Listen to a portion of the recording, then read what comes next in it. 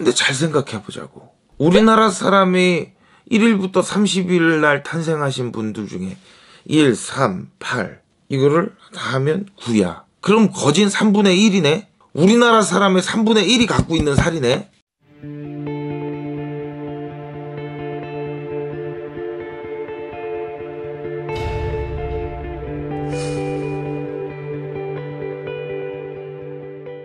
네, 안녕하세요. 오락산 꽃도령입니다. 오늘 저한테 어떤 분이 계속 주기적으로 저한테 물음을 하시는 부분이 있었어. 어떤 부분이냐면 인동쌀에 대해서 조금 설명을 해주세요. 인동쌀이 도대체 뭔가요? 라는 이야기를 했는데요. 그 인동쌀에 대해서 설명을 해드릴게.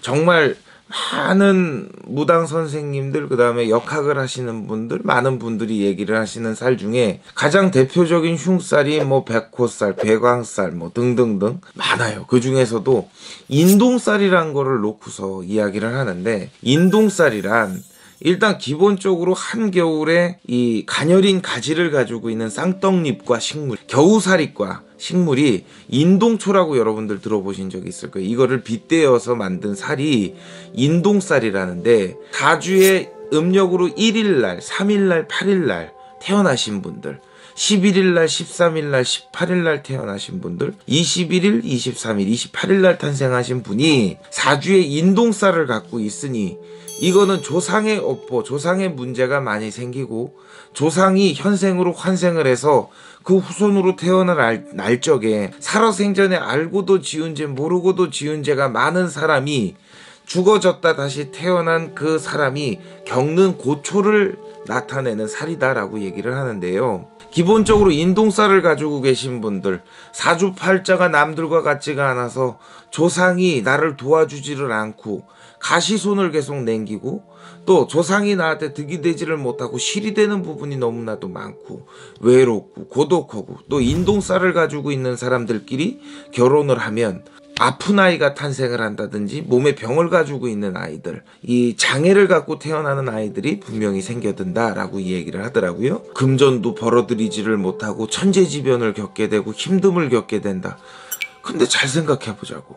우리나라 사람이 1일부터 30일 날 탄생하신 분들 중에 1, 3, 8 이거를 다 하면 9야. 그럼 거진 3분의 1이네? 우리나라 사람의 3분의 1이 갖고 있는 살이네? 그럼 우리나라 사람의 3분의 1은 다 아프고 힘들고 어렵고 장애 가진 애들 가지고 태어나야 되고 그렇다는 거네. 정말로 사주에 백호대사를 갖고 있는 사람 역시도 정말 뭐 현침살을 갖고 있는 사람들, 그 살의 영향을 받으시는 분들과 안 받으시는 분들이 나뉜다는 거지. 근데 왜 무조건 주구장창 저 사람 모가지를 휘어잡아서 어떻게든 10원짜리 한 장이라도 탈탈 털어먹겠다고 인동살이 붙어서 그 살을 풀어내야 된다고 얘기를 해야 될까? 그건 아니잖아요.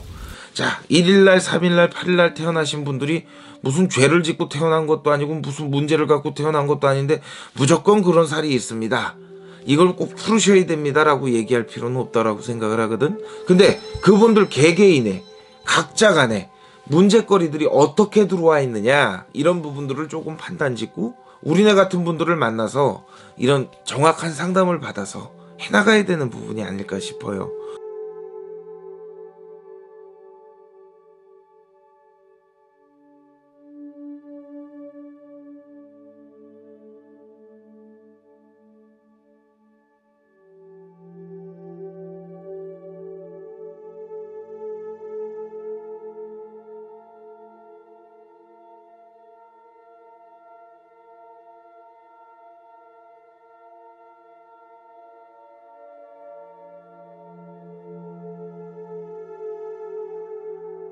여러분들이 현명하게 판단하시고 내가 현명하게 판단하지 못할 상황이 된다, 그러면 저희 같은 분들을 찾으셔서 진중한 상담을 조금 받으셨으면 좋겠습니다.